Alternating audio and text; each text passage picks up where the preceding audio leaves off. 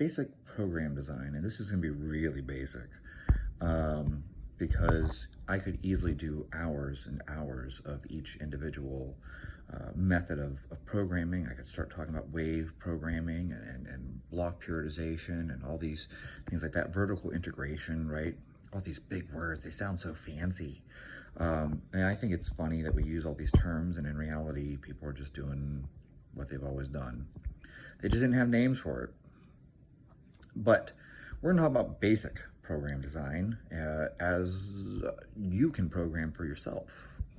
You don't have to hire a coach. I suggest you do. Most people will be well served, especially if you're serious about accomplishing some goal. I think that you're smart to hire a coach, but you don't have to. It's a nice to have. I'm always big on things. I point out to people the difference between needs versus like nice to haves, right? So you need a protein source. It's very nice if you can choose to eat ribeye. You know what I mean? It doesn't have to be.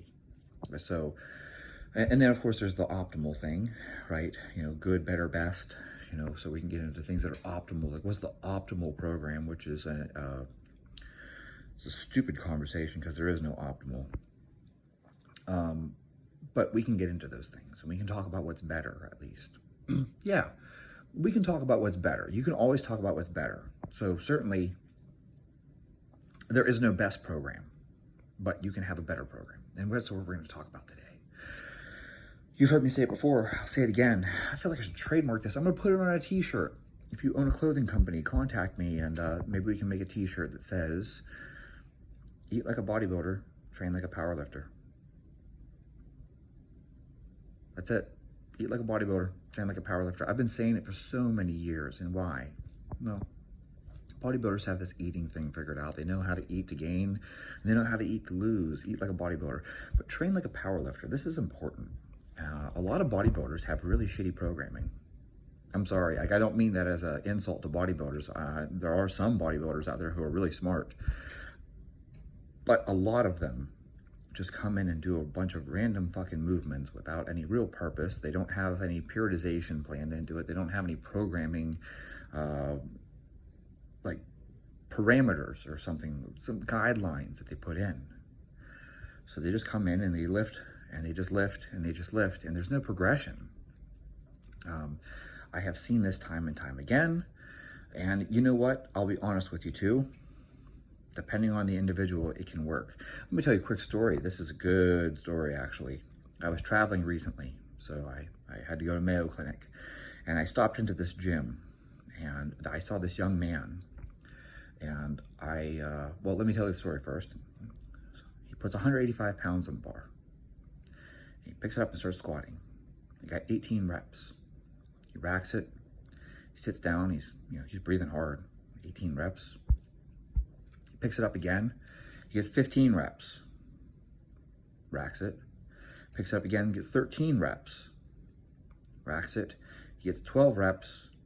Racks it. He gets 11 reps. Racks it. And he gets 8 reps. And he had nothing left in the tank.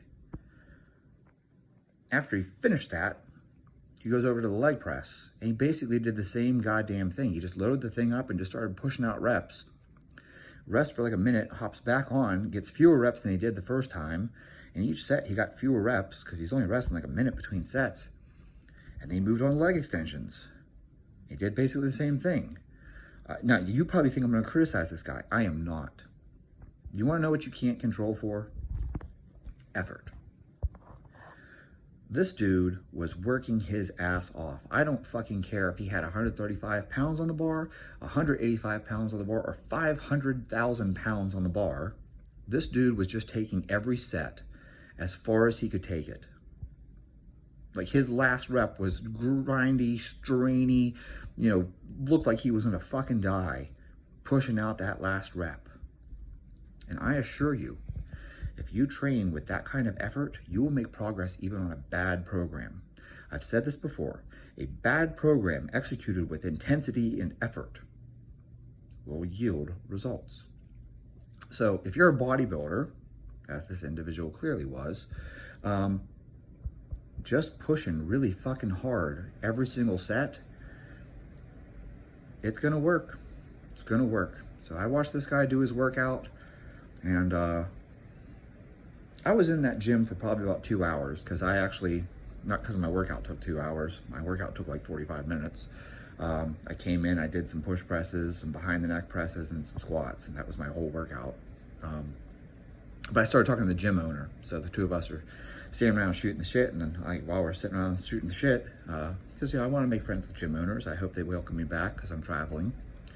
This guy let me come into his gym and train.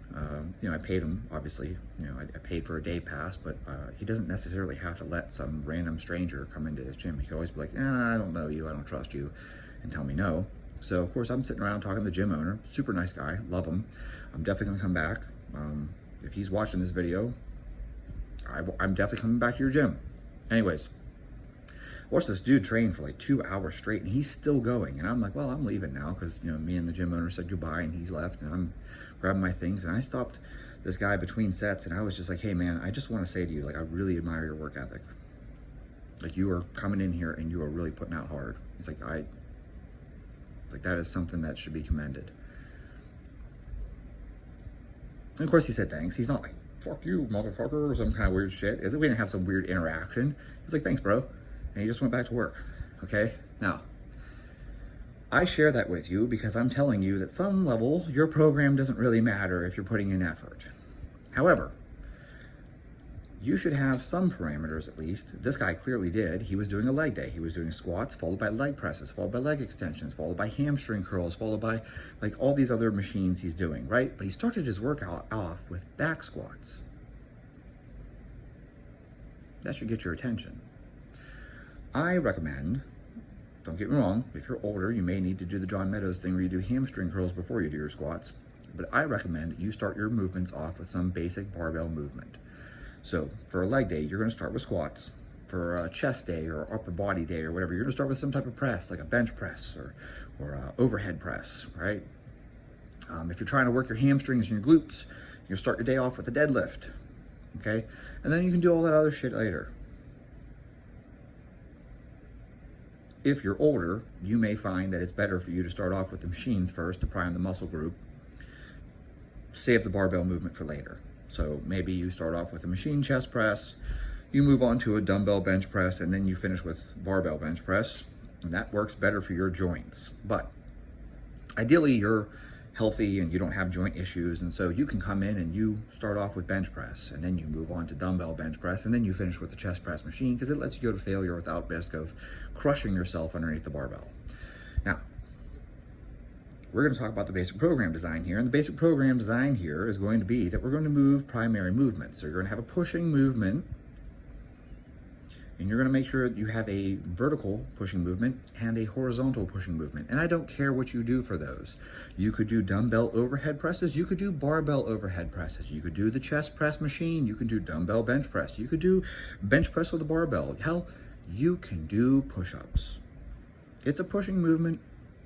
You can do handstand push-ups, hop up on the parallettes or the parallel bars. You can do dips.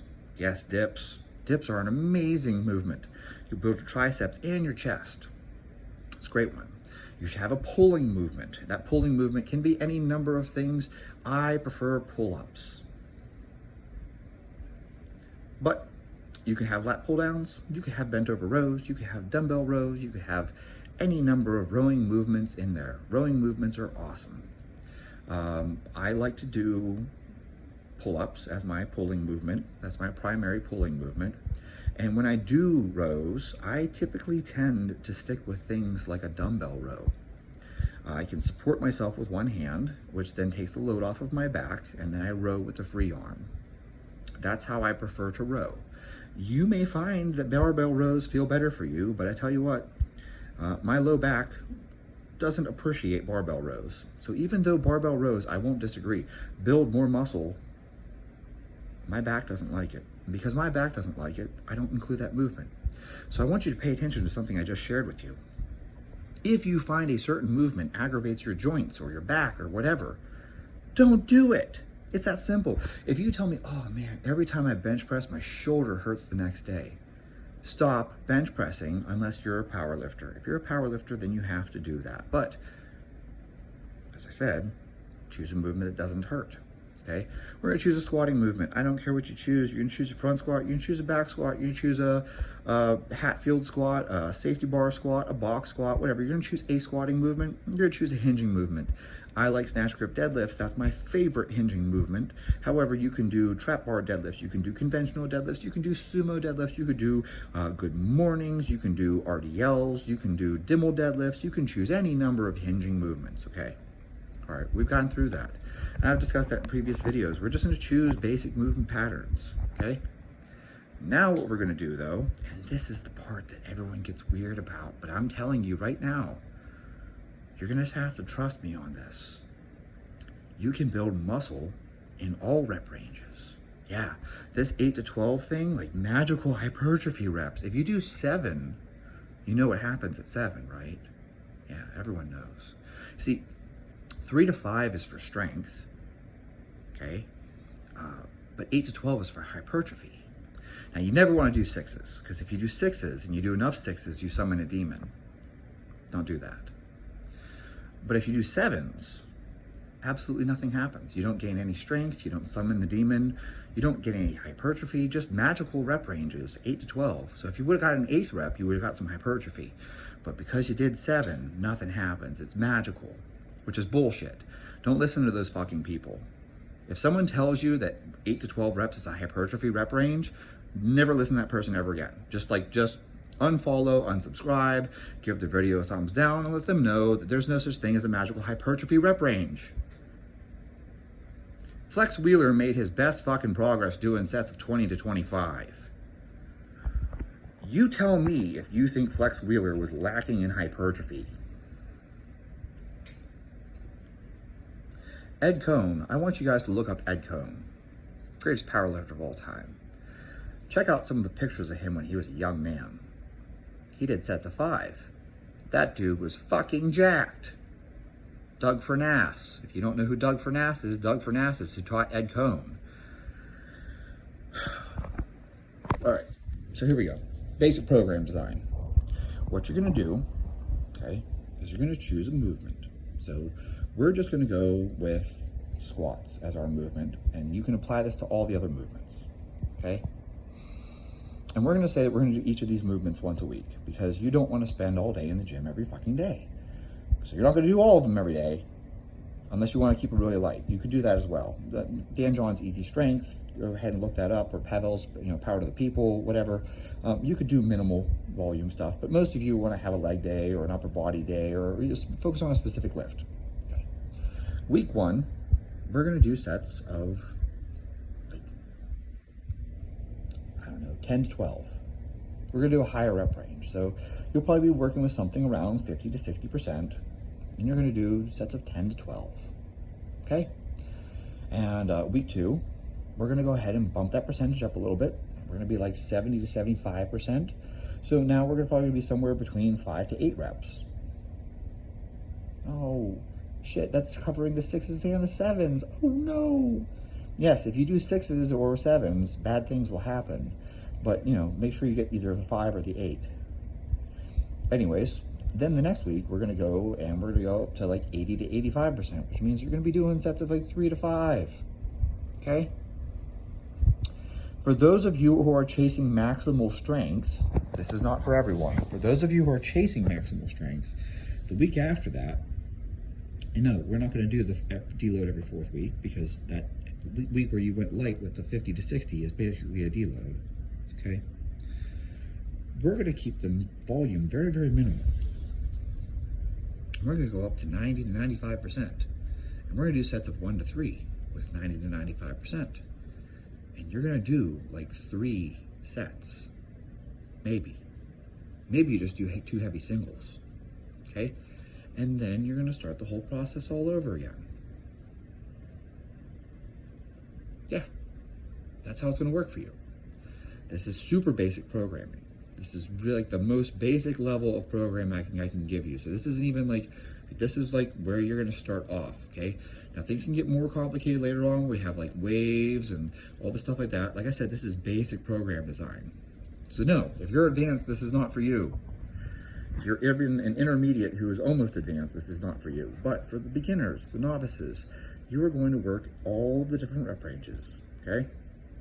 Now, you may want to skip that week of 90 to 95%. If you are not comfortable with your form and your technique with very heavy weights, don't do that week. So you'll just do the one where we're doing the 10 and 12, the 5 to 8, and the 3 to 5, and then you're going to start back to 10 and 12. You're not going to do the week of 1 to 3.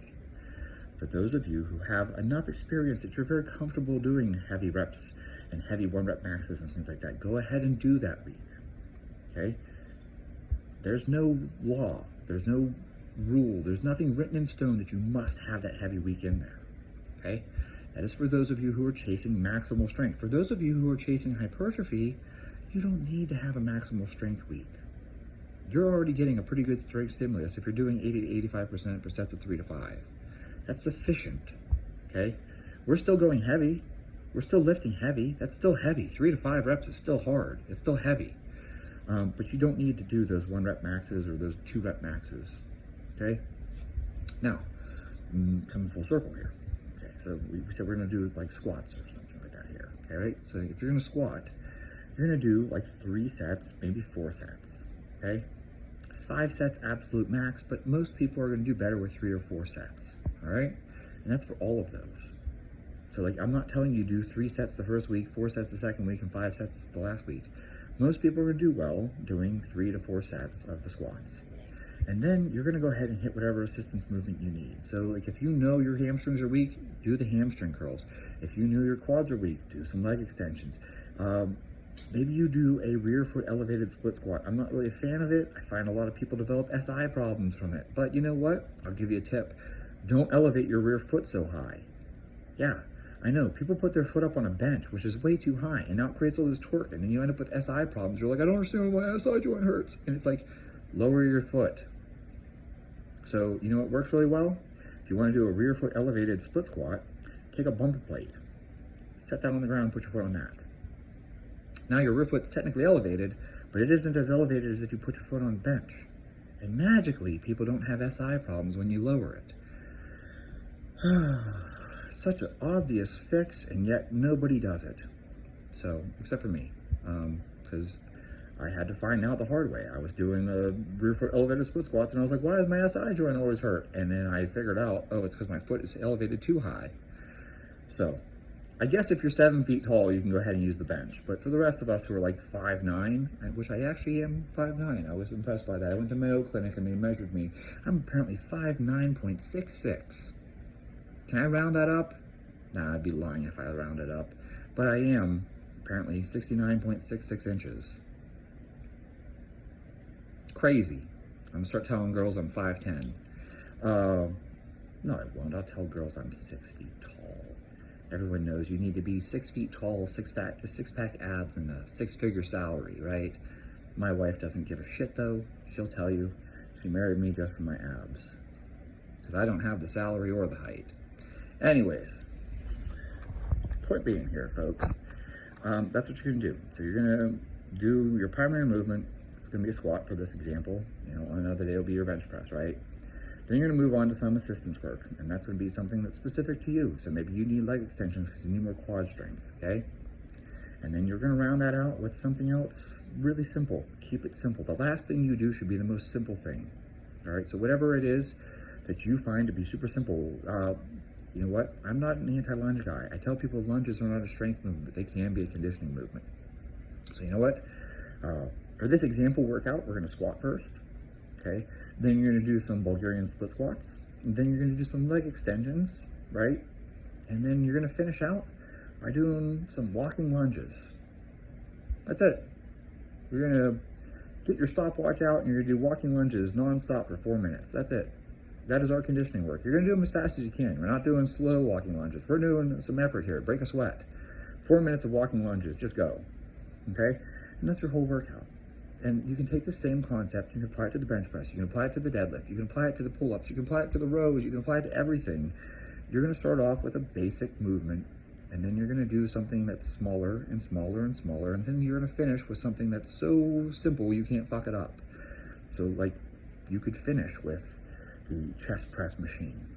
You could finish with the, I don't know, I'm sure there's some type of rowing machine out there. You can finish with hamstring curls. You can finish with something super simple on a machine.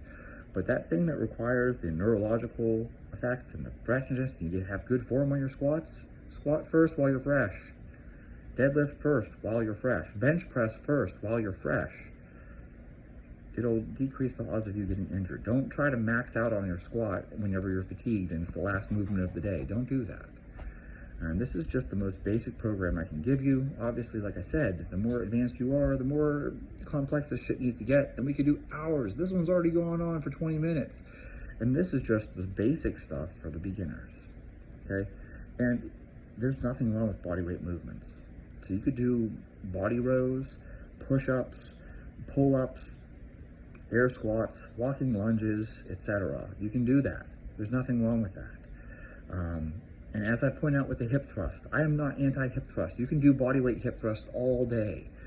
I am anti 1 rep max hip thrusts. Don't do that. That's like saying I'm going to do preacher curls and then being like, I'm going to do a 1 rep max preacher curl. Preacher curl, nothing wrong with preacher curl. 1 rep max preacher curl, you're a fucking idiot. But your orthopedic surgeon is going to be able to send his kids to college because of you. Same thing for the hip thrust. There's nothing wrong with doing light hip thrusts. Use a band. 1 rep max hip thrust. You are an idiot. Your orthopedic surgeon, though, he's very grateful that you're dumb. You follow what I'm saying? There are certain movements that you don't just max out on. Preacher curls. Don't max out on a preacher curl unless you like having bicep surgery. Don't max out on a hip thrust unless you like to fuck up your pelvic floor and screw up your SI joints and your low back. Nothing wrong with doing them light. Oh, thanks, Chad. You're welcome.